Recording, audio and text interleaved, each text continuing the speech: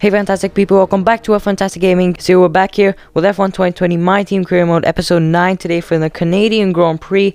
You can see we have 2 days to go to the Grand Prix weekend, a little bit of admin to do today. And we can either fill it up with the G-Force training, the chassis team building, or the marketing strategy conference. I don't think we have to do anything with the marketing strategy conference. It doesn't make sense. The G-Force training will benefit our second driver, and the chassis team building will benefit the chassis side of the car. So I went with the chassis team building, and you can see we have a lot of cash, more than $5 million. So I think we should really use this cash and invest in facilities to improve the team, to improve the car. We're going to invest on the chassis side of things today because we haven't invested in the chassis before. And since we have some good cash, we can invest in the chassis side of things. We can get a fabrication upgrade, a build time upgrade, a quality control upgrade, and a resource point generation upgrade. I'm going to go with fabrication so we can do more upgrades at the same time. And this is going to come in, I think, after the Grand Prix weekend, since there's only 2 days to go. So yeah, it's going to come in after this episode. It's going to come in next episode. But now we can head to the Grand Prix weekend. And I usually don't show practice results, but this was really significant today because we finished P3 in practice. Our teammate was in P21, which is technically last. He was on the hard tires. But yeah, we finished in P3 in practice 1. So that was really huge for us, and it was really positive for me going to qualifying. Even though qualifying was wet, and the practice 3 especially was dry, so I was really getting that flow when the track was dry, but the track's going to be wet later on, so we're going to see how that goes. Big acclaim boost for us and a lot of resource points we have, so we're going to get an upgrade before qualifying. You know, Jeff is really giving us some handy advice in these emails. Like here, he's saying that we can take the corners really fast at Canada, which is really true because you expect that, okay, this corner is going to be tight, we can't take it so fast. But you actually can take it faster than you expect as we head to the R&D tree to get another upgrade, since we have 985 resource points. So we should get a new upgrade on the car because we have enough resource points. You can see we can't get a major one. We have to get a minor one. So I'm going to get this minor rear downforce, right? Sorry, front downforce, minor front downforce upgrade on the car. It's going to come in soon after a couple of races.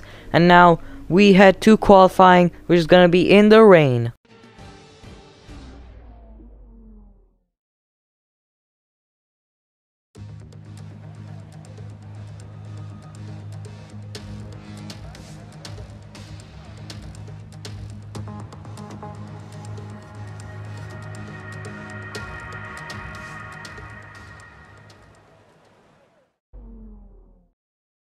We have now arrived to our first wet qualifying session of this season of our career. I'm a little bit worried about this qualifying session because we had really good momentum here at Canada in the dry, but in the wet I'm not so sure. I actually didn't do any laps in practice 1 because I replaced all my engine components that were worn out, so I didn't get any practice in the wet. So I'm a little bit worried about how I will fare in these conditions at Canada. I mean, it's pretty classic. Canada is a place that in the F1 game and maybe even real life, it has a lot of wet weather driving, a lot of wet weather races or sessions. But yeah, so we're coming out of the pit lane now, and as I take off the pit limiter, you're gonna see that as we come through turn 2, when we come out of the pit lane, that I could really feel how like it was a sudden loss of grip. In the dry at Canada, you usually fly through the corners, and yeah, you can see even in the wet we're trying to fly through the corners. As we get a warning, we get a notification, we can see that the DRS has failed. Luckily it's stuck closed, but it is stuck as we set the fastest lap, and we're soon replaced by Max Verstappen at the top of the tables. I think there were a few cars out by that time, but yeah, it was a pretty good lap. It was a pretty good first lap. We were on second slower than Verstappen, but that is expected since he is in a Red Bull. But yeah, you can see that I'm actually trying to push as hard as I can, because in the wet you have to capitalize on every opportunity you get. You have to capitalize on that flow of Canada. And Gasly's holding us up. You can see we clipped the wall a little bit. Gasly's holding us up so much. He's giving us so much dirty air. Gasly ruined our qualifying session in Monaco, which was really not good. And now is he gonna ruin our session in Canada? This isn't a final flyer, so I don't think so. But you can see we have to cut the second corner of the chicane, the final chicane, because we closed up to him so much in the braking zone. We had so much momentum. If we didn't cut the chicane, we would just ram into the back of his car. It is a 1 minute 21.388 hour lap time, which is incredible, seeing that we beat Verstappen even. So things are really going good for us, but I know that we have to go out on a new set of intermediates. There are 3 sets of intermediates available for us, and we don't have to save up on any tires here because it's going to be a completely dry race, so we'll have enough fresh dry tires. So we can use all of these intermediate tires. We can use them to our advantage. Is he coming through the final chicane? I'm not actually cutting him, just taking a different racing line. That's a bit ambitious and a bit risky in terms of penalties, but overall I'm not cutting the chicane. And now we're going to be starting our 3rd flying lap of this qualifying session, not our final one, of course, because this is the second set of intermediate tires, sorry. But yeah, instead of soft I was saying soft tires because I'm so used to saying soft tires for qualifying. But yeah, this is our second set of inters, and you can see that we're in 2nd behind Hamilton. We have a purple first sector, but I find out that the delta is actually lying, because the delta is saying that we're improving, but we were actually going red.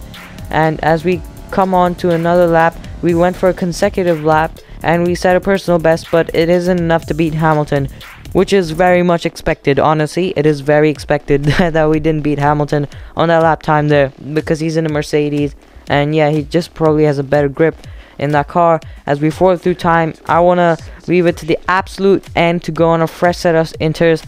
I feel our position in P2 is fairly secure. I mean, I know that the faster cars can put in faster times, but Hamilton, he's kind of blocking us now. What is it with blocking in this qualifying session? How many drivers are going to block us today? I don't know. But yeah, you can see we're just getting slowed down by Hamilton so much because that dirty air robs you of so much downforce. It is unbelievable. We're still gaining time, but we have to defend our position. You can see we've gone down to P3 after Verstappen went on top. But yeah, we're just losing time. We're losing grip. We have to cut that corner. It's absolutely horrendous for us. But the fresh tires are giving us personal bests.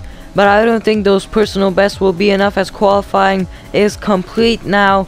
Coming to the end of that lap, then you can see that we gained around 2.5 tenths on our best lap, but like, that's nothing. I mean, we could have gained so much time on this fresh set of soft tires if we didn't have 2 cars in front of us blocking us. At first it tells us P2, but then it goes down to P7. We could have qualified in P3, P4, but now we're gonna start the race in P7. I mean, it's a good qualifying position for us, of course.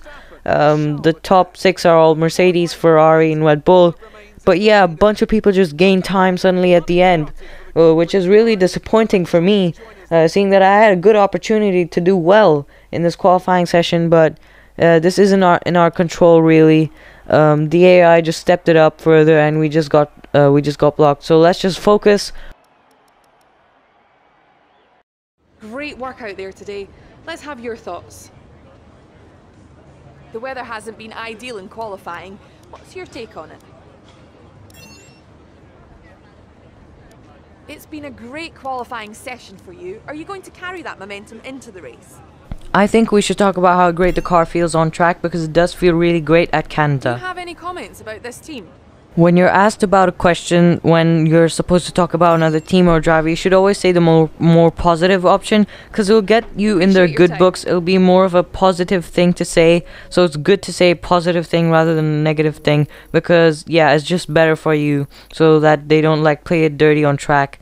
And yeah, it'll just be better for you to stay positive in this kind of situation.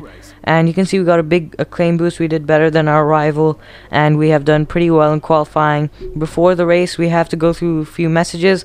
Jeff giving us some really solid and handy advice about how to take Canada, and he's been doing this for the past few races as well. He's been giving us some good advice on about how to tackle the race. Carl has also told us about how there is a new upgrade available on the chassis side, so we're gonna head to the R&D tree to see which upgrade that is. I think it's another minor weight redistribution upgrade. Yeah, you can see there's a new upgrade available. We don't have too many resource points, so we're not gonna get it now, but yeah, there's a new upgrade available on the chassis side. I just noticed that through that email that Carl gave us, and now I think we're all set for the race, and I think we should be in for some good points, like at least P5 or P6, because we're starting P7 on the grid.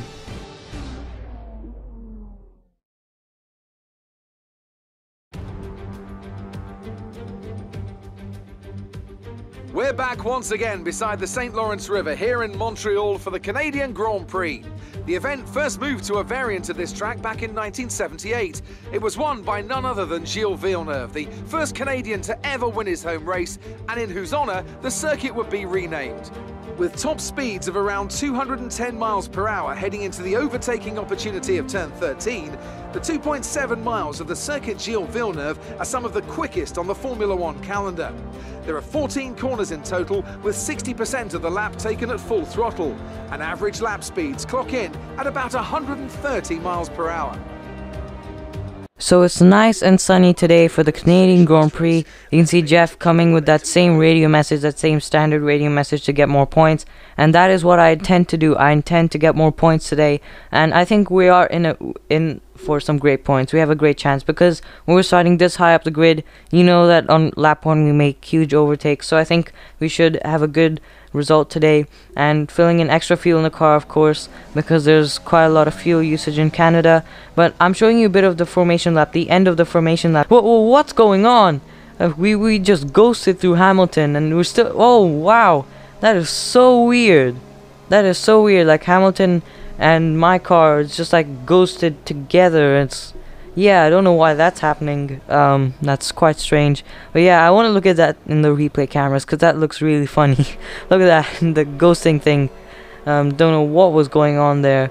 But now we're finally going to 5 red lights for the 2020 Canadian Grand Prix. It is lights out and away we go. You can see we get an okay launch. It's not that great. We get quite a lot of wheel spin. We don't have that good of a launch, but then down into turn 1 we make a huge dive down the inside. I don't want any damage on turn 1, so I'm being kind of cautious here. We have Albon going down the inside of us, and now we're up already into P5. This is absolutely insane. I mean, if we're in P5 on lap 1 with only like 4 corners done, I think we have a really great chance to make some more overtakes. As we close up to Valtteri Bottas in the braking zone, we got so close to him, but then there's a wash of dirty air on the exit, and we lose so much time on the exit to Valtteri Bottas, and now he's he's further ahead of us. But I want this P4. I know we can get it, and we close up so much in the braking zone. We go for the move down the inside. We go. There was a little space there, and I took that space, and we get into P4 on the first lap of this Canadian Grand Prix from P7 on the grid.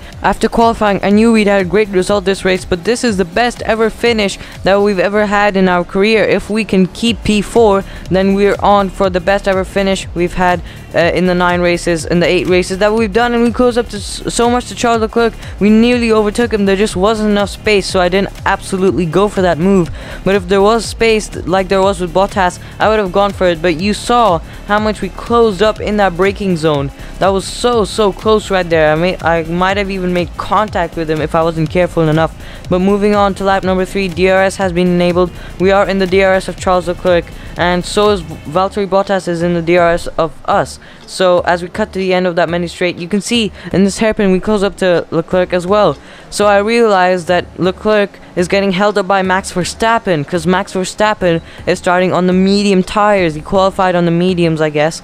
But yeah, Max Verstappen is starting on the medium tires. So Leclerc in these big braking zones like turn 2, he's getting held up so much. Look at that. We have to go on the curb so that we don't make contact with him. And yeah, we are absolutely flying right now. We had a purple last sector last lap. So you can see our pace is really good compared to others on these soft tires.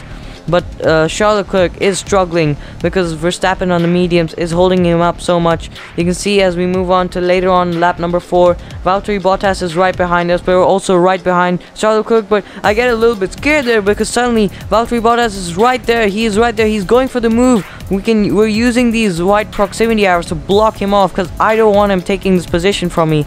But yeah, that was so close. And coming through the wall of champion chicane, the final chicane, we open DRS. We're barely within DRS, but we have DRS off Max Verstappen, off Charles Leclerc, and now we stay ahead. But I feel like this is going to be a tough battle because Valtteri Bottas and the Mercedes, Bottas is flying. He's really fast, and yeah, and we're hitting tire wear. You can see that we're hitting tire wear, and Jeff asked us for the alternate strategy, which is it's the same strategy but like pitting 2 laps earlier on lap number 6. And I said, you know what, let's go for it. I think we can go for an undercut because these tires, we're starting to struggle on them. So I want to get off these tires and onto fresh mediums. But I'm starting to get really worried about Bottas now, because I feel like it's not going to be easy to hold him off, because he's in a Mercedes, he's in the fastest car on the grid, and he is flying through these corners, and on the straight, since he has DRS, he can easily overtake us at any point during this race. So I want to keep him behind me,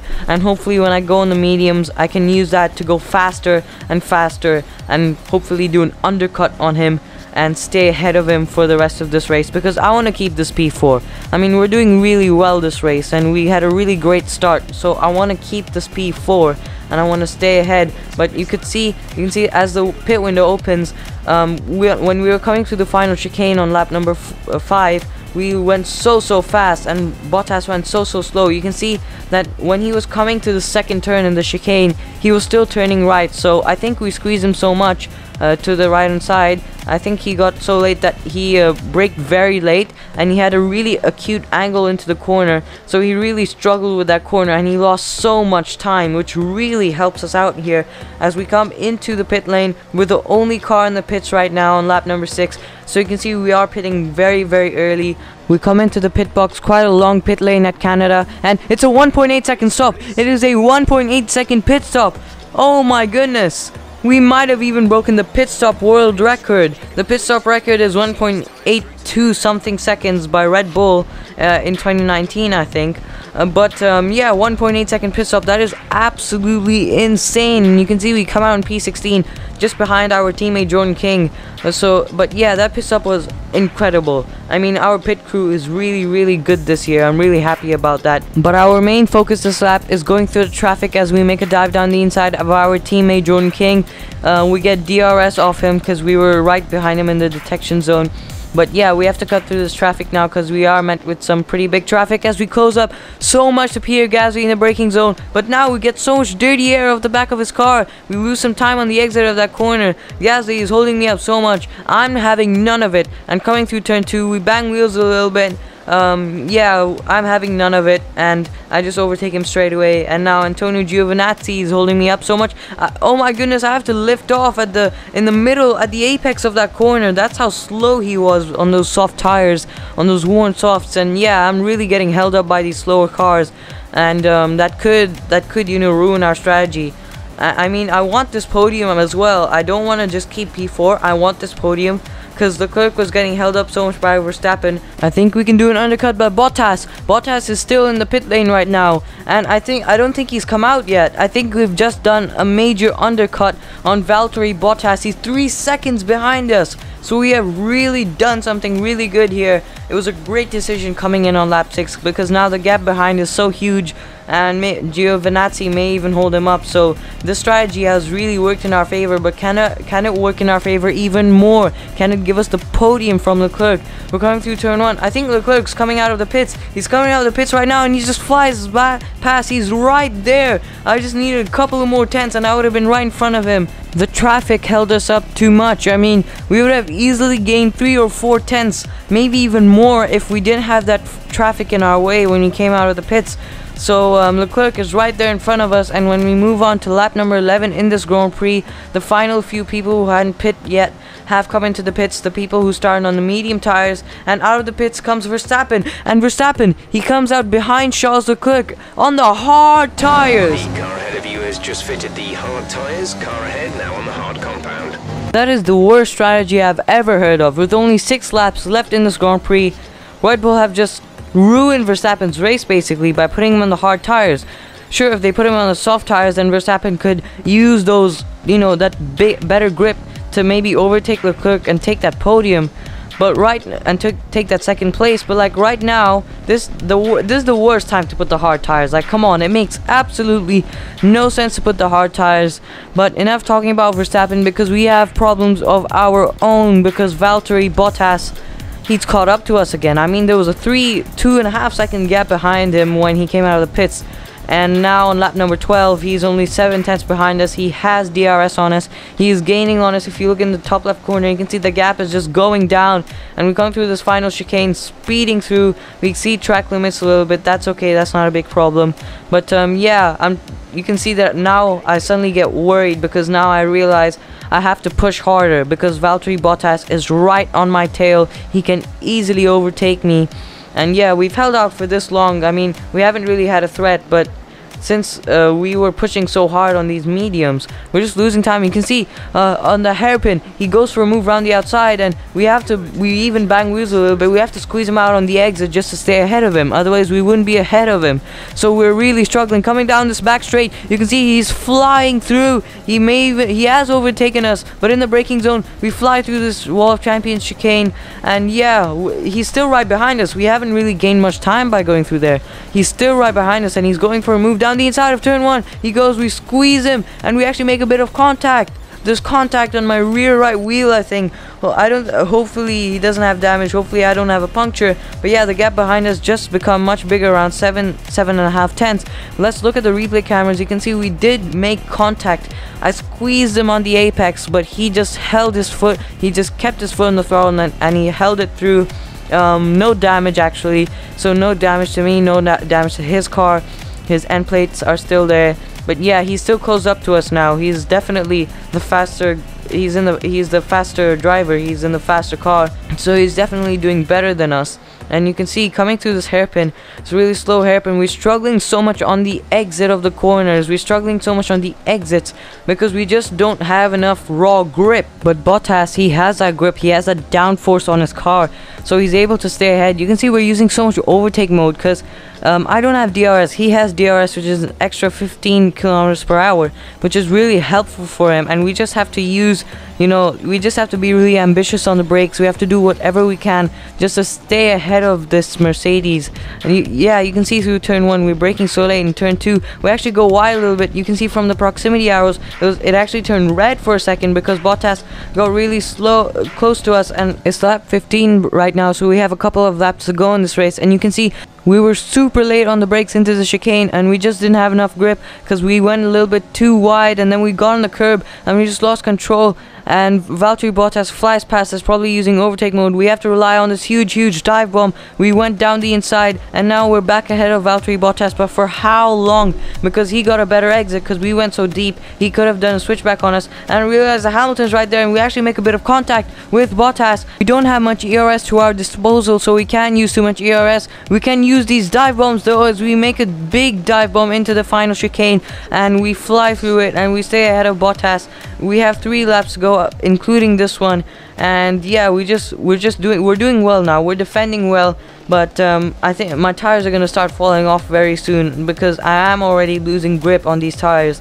And yeah, I'm a little bit worried. But Valtteri Bottas overtaking us again. There's yellow flags. Something's happened to Bottas's car. Something's gone wrong with his car. There are yellow flags behind us, and now there are green flags. Now let's look at the replay cameras to see what happened there. You can see his DRS flap open. He came alongside us, and then his engine blew. His engine's just gone in the middle of an overtake. That is so unfortunate for the Mercedes. He even makes contact with Alex Albon and the Red Bull. So yeah, really unfortunate for the Mercedes. He was doing so well. Obviously this is a really good thing for us because now we have one less car who can attack us. But yeah, Valtteri Bottas, the 6-time world champion teammate Lewis Hamilton, is now going to try and overtake us. He's only 7 tenths behind us, so he can easily close up to us as Alex Albon goes into the pits, so we don't have to worry about him because he had that damage. But yeah, coming through turns 1 and turn 2, you can see that we're losing, so we don't have enough grip.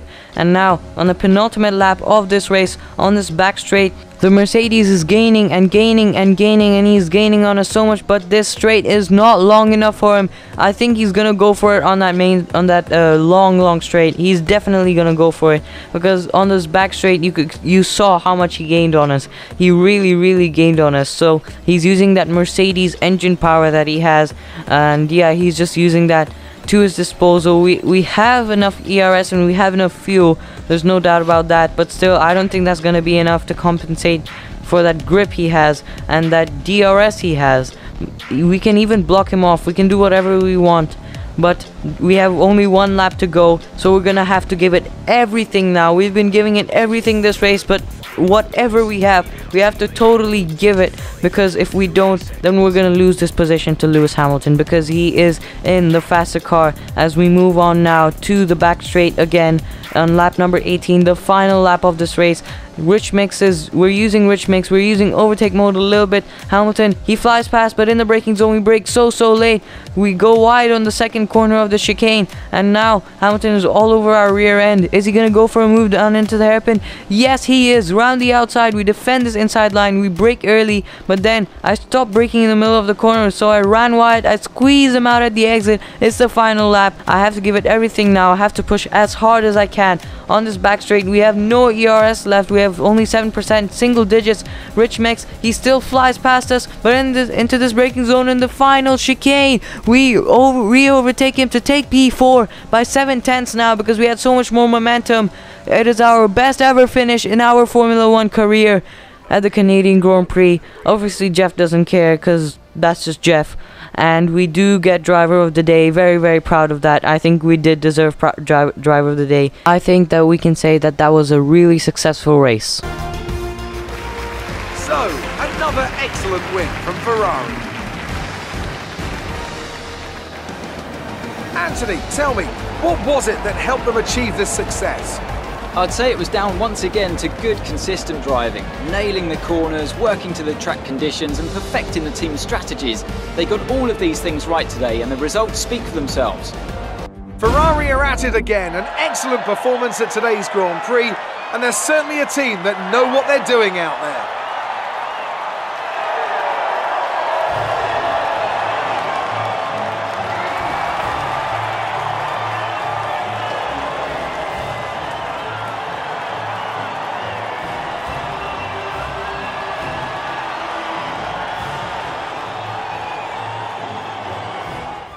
We had to defend a lot in this Grand Prix, but still we came out on top of everybody. Mercedes threw everything at us. I mean, they absolutely they sent it every single corner, every single straight. They were faster than us, but we just persevered and we hung on to that so valuable P4. I mean, it's 12 points, but like, it's our best ever finish in Formula 1 so far. I mean, we haven't finished above P5 before, so that's really good for us. Our teammate Jordan King struggled this race, only P20 for him, but yeah, that's not good, because we need more points. I need more points for my teammate's side. We're 7th in the driver's standings, and we're 4th in the constructor's standings by 20 points, so that seat is pretty secure for now. As we head to this press interview with Claire, Claire is saying we gained a lot of positions during the race. We gained three positions, and our car was sticking to the track. I really felt the aerodynamics was really good, and we were in control of our car there. I couldn't do that with our great team behind me. That's standard. But this question was a really dumb question. I mean, yeah, it was so close between Danny Kvyat and I. Danny Kvyat, who finished in P17, was so close to me, right? He had no chance. He was nowhere near me. It was a pretty weird question. Made no sense from Claire, but yeah, we still had to answer that, and we got a good acclaim boost from that. We have won our rivalry with Danny Kvyat. It goes up to 30 points, and we have 31 points after this race. So it's a big acclaim boost from for our side. You can see we go up to acclaim level 8. We have completely crossed our teammate now, and it's a big acclaim level boost for the team as well. On acclaim level 10, we achieved both our sponsor goals, which is really great. So we get around $500,000 in cash, and we got a new sponsor this race, and we have impressed our new sponsors, which is great to see. Guys, don't forget to smash that like button and smash that subscribe button and turn on notifications so that you never miss a new video. This is F1tastic Gaming.